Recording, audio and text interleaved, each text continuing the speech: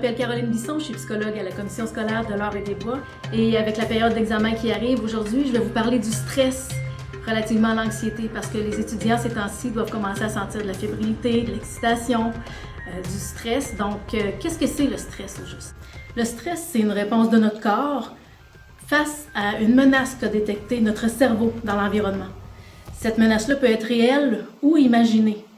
Donc, notre corps va réagir de la même façon si elle est imaginée. Prenons l'exemple de l'homme des cavernes. Quand il était dans sa grotte et qu'il faisait face, par exemple, en sortant à un mammouth ou à un tigre à dents de sabre, il allait produire des hormones de stress, il allait avoir une tension musculaire pour pouvoir se sauver, pour pouvoir réagir, attaquer s'il le fallait face à cet animal-là. Dans notre cas, aujourd'hui, on n'a plus de mammouth, mais nos stresseurs à nous, c'est des rendez-vous chez le dentiste, des examens, des activités particulières à laquelle on n'a jamais participé. Donc, quand l'homme des cavernes avait agi, avait attaqué, les hormones de stress étaient relâchées, les tensions musculaires aussi, il pouvait se sentir mieux.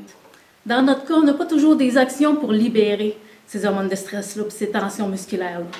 Donc, plus on accumule du stress, plus c'est difficile pour nous de venir libérer ça, et c'est pour ça que l'action est si importante dans nos vies.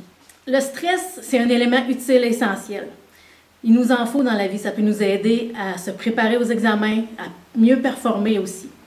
Et ce qui est compliqué avec nous à l'ère d'aujourd'hui, c'est que puisque les hormones de stress restent à l'intérieur, ils s'accumulent. Et plus on vit des événements, plus on vit du stress souvent et longtemps, plus le stress va s'accumuler et il pourra éventuellement peut-être devenir de l'anxiété. C'est la différence entre le stress et l'anxiété en fait. L'anxiété, c'est un état plus global, plus diffus. C'est un événement, c'est un élément, un état sur lequel on a de la difficulté à mettre un doigt sur la cause exacte de qu'est-ce que c'est qui m'a stressé comme ça, qu'est-ce qui a fait que je me sens pas bien aujourd'hui.